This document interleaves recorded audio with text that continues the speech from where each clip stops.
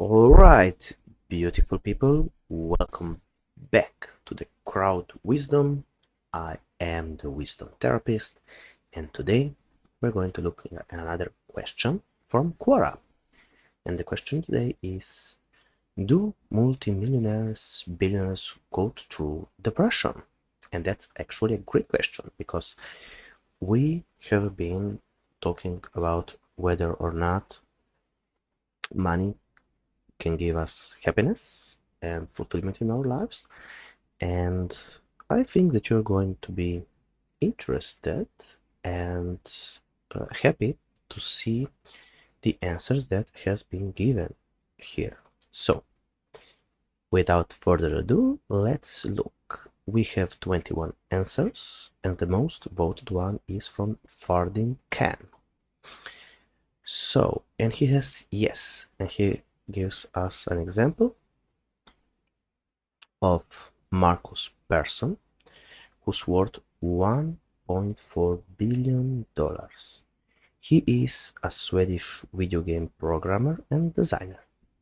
His video game Minecraft was acquired by Microsoft for $2.5 billion. He's a billionaire with a net worth of $1.4 billion. This is what his tweets say. Found a great girl, but she's afraid of me and my lifestyle and went with a normal person instead. When we sold the company, the biggest effort went into making sure the employees got taken care of, and they all hate me now. And that's actually interesting, and I wonder why that happened. In Sweden, I will sit around and wait for my friends with jobs and families to have time to do shit, watching my reflection in the mirror. Hanging out in Ibiza with a bunch of friends and partying with famous people. Able to do whatever I want, and I have never felt more isolated. Interesting, huh? The problem with getting everything is that you run out of reasons to keep trying, and human interaction become impossible due to imbalance. Seems like money, even lots of money, can't keep you permanently happy. Interesting. Let's see the answers here. Some comments. Maybe he would find happiness if he gave 90% of it to charity or start his own charity. He would not have as much money in his bank account, but the public support would be great. Even if he gave 100% to public health, public education, etc. Imagine the boost of being able to say he helped millions of people get fresh water, see a doctor who needed one, and learn to read, etc. No, not everyone is prepared for sudden wealth. You may still be the same, but people around you treat you differently. Interesting. You do know you just revealed to have money or had it right. This comment most probably comes from someone who lived it, although there is the occasional genius who can think ahead. I'm pretty sure the reason the girl went with a normal person isn't because she was intimidated by his wealth. It is because Notch was a misogynist. Okay. Could you show us like some blah blah blah? Can't he move forward to do whatever he loves in his free time and help the others? Or teach them instead of renting in his mind and internet? Can he not work for the same game or a new game or other game developing companies? He seems to hate himself. Okay, so one great question to ask yourself is, if you received $1.4 billion right now, right this moment, what would you do? It's 1,400 millions. And what would you do? And that's actually the most important question in your life. Would you keep your job or leave your job? If it is about if it is about your job and you want to leave it, then money or even the thought of money will let you go away from that, because you know that it's not something that you actually enjoy doing. And the same holds true with the people that you are with or the place that you live in. So these are the most important questions that you can ask yourself, and most of us 99.999% of people will never get $1 billion or that kind of riches. So it's important to think about that, think about the good that could come out of it, but not to overthink it and over rationalize it. Okay. Okay. So let's look at an answer from Anthony Andronik Maugin. I think you're forgetting that they are people. Yes, that's true. We are all people. And they think and feel all the same. Maybe understand a bit less about the rest of humanity, but they're definitely human. And what's like being human? It's like having pain, success, and all in between. So it's a game of being on a scale from 1 to 100. I grew up listening to Chris Cornell. He was the lead singer for Soundgarden, then for Audioslave. His music was so good that it had Dave Grohl saying that it was the perfect meeting of the Beatles and Black Sabbath. Chris Cornell was the voice of a generation and a rock legend. On May 18, 2017, after performing at a concert, he hung himself in his hotel room. Okay, interesting. Nobody, not even his own wife, knew what he was actually going through. Anthony Bourdain, one of America's most famous chefs and a travel fanatic, hung himself. Kate Spade, the American fashion designer, hung herself. Chester Bennington, the Linkin Park lead singer, hung himself in his own home in Palos Verdes. Tim Berling, who the world knows as Avicii, died of self-inflicted injury from a broken wine bottle. Kurt Cobain, River Phoenix, Jimi Hendrix, Amy Winehouse, Heath Ledger, Marilyn Monroe, Elvis Presley, Billie Holiday, Philip Seymour Hoffman, Whitney Houston, Michael Jackson, Prince. All the phenomenal talent and the money in the world overdose or kill themselves. There isn't a dollar value that you can achieve to replace what is actually missing. Okay, that's actually interesting, yes. And when we're talking about money, we are usually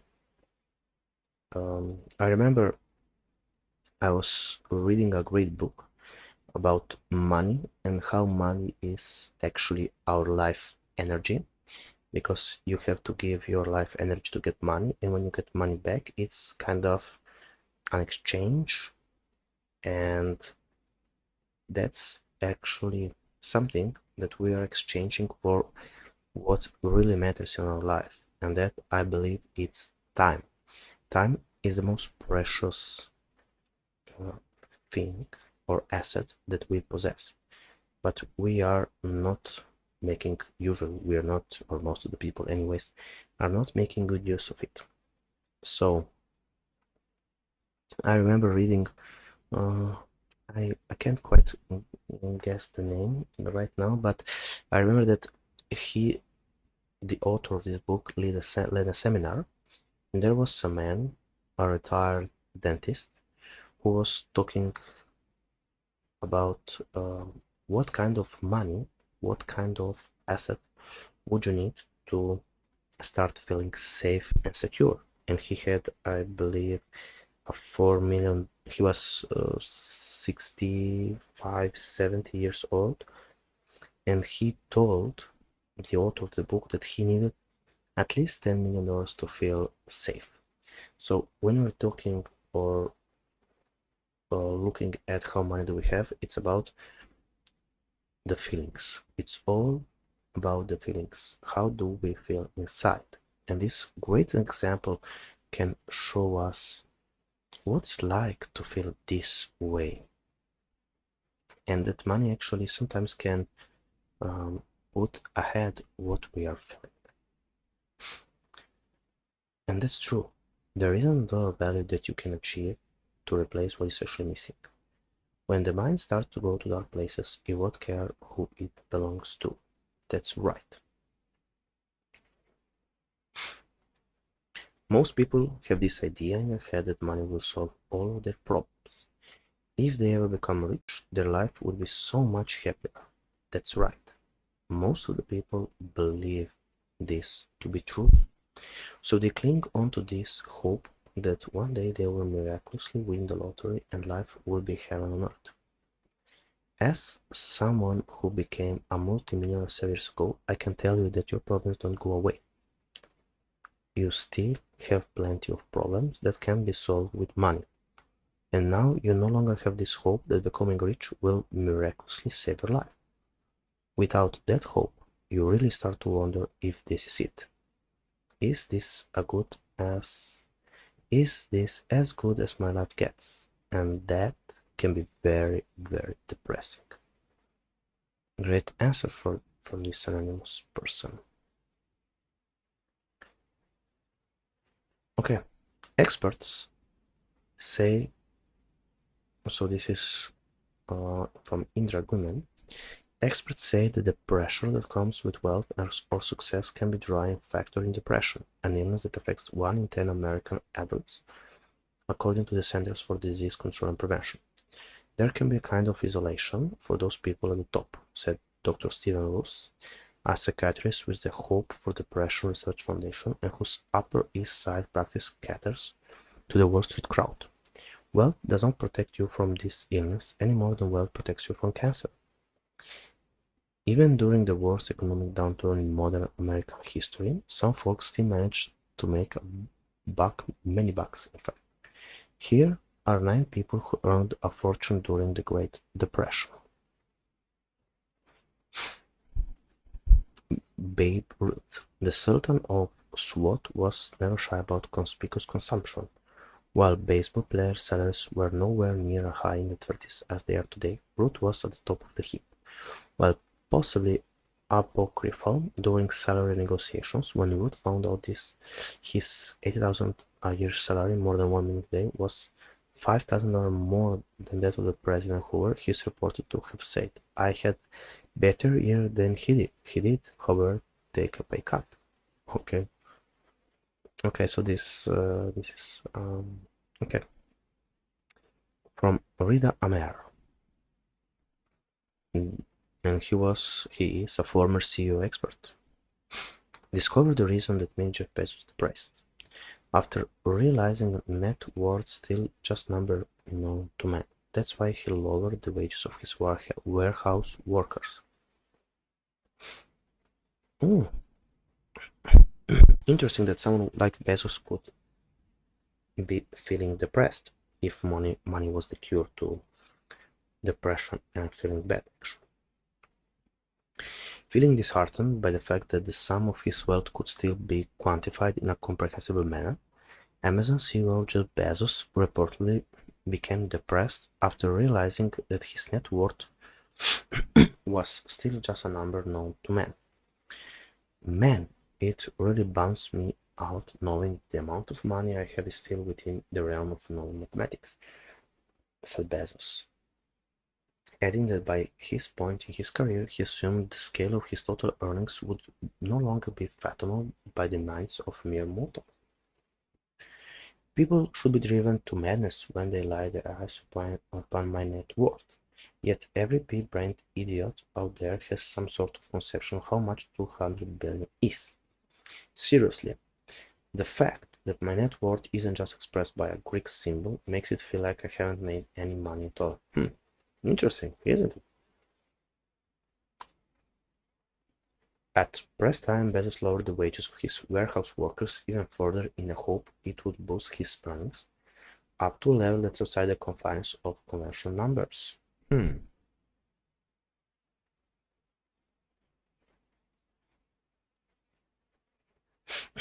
Okay. Then we have an answer from Eric Selick. Of course, 2 things about them. They are humans just like us, although they are wealthy. It shouldn't come to a surprise that they might not have a perfect life. And that's the right word to use, perfect life. Nobody can have a perfect life, since we are all humans. There are lots of depressed millionaires, billionaires. My favorite example is Chester Bennington. He had lots of money, fans that adored him, a family that loved him, a group that needed him, yet he still killed himself because he was depressed.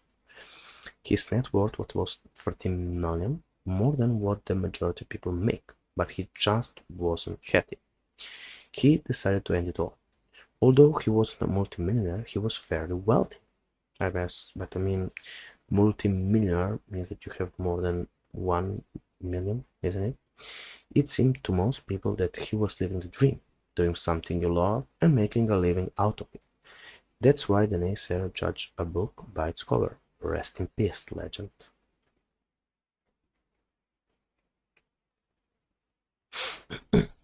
Okay, so Chris Adams, 16 years of making money.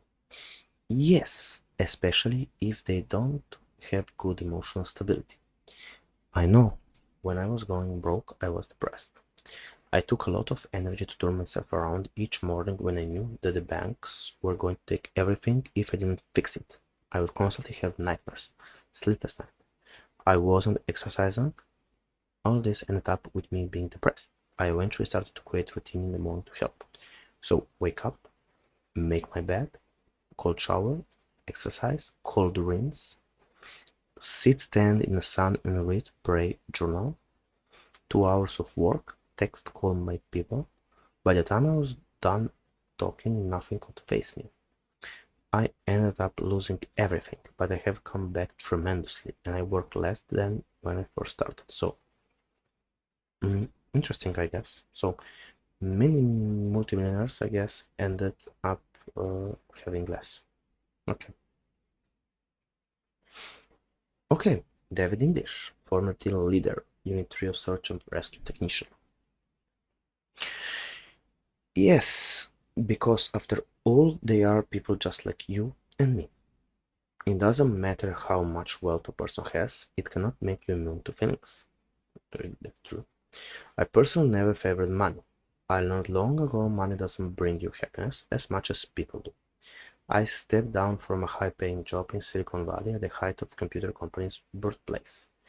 I had the American dream, three-bedroom house, 2 cars in the garage, and many so-called friends, but I was not happy.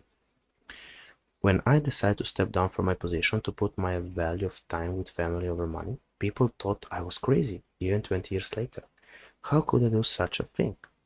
Well, I'm happier I did just that, because my life has been more fulfilling, and that's another important word, fulfillment, and richer by relationships with down-to-earth people. I'm glad I left the corporate lifestyle, keeping up with the Jones, etc. You don't need that crap. If my house burned down tomorrow, I could replace physical things. They have no value over the friendships I've made. I like the answer from this person. Remember, they are often involved in work that demands absolute perfection and are part of the most unforgiving social and professional circles.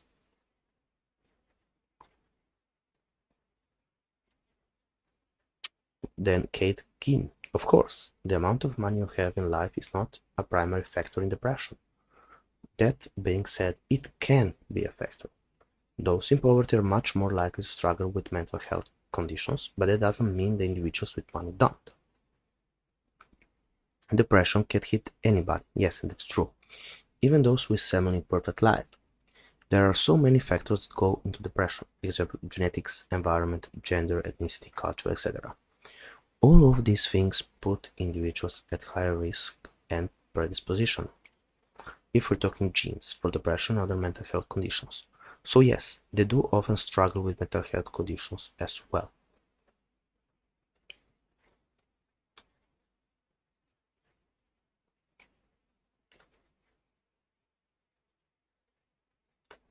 So, of course, money provides financial stability, but not necessarily happiness. Robin Williams, Anthony Bourdain, and Kate Spade are just a few of the more recent millionaires who were victims of depression. People who were so depressed they unfortunately took their own lives.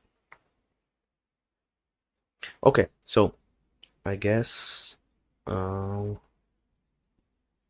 Okay, so of course, money is not an inoculation against depression. Even over 100 years ago, Edwin Arthur Robinson recognized this in his poem Richard Cory.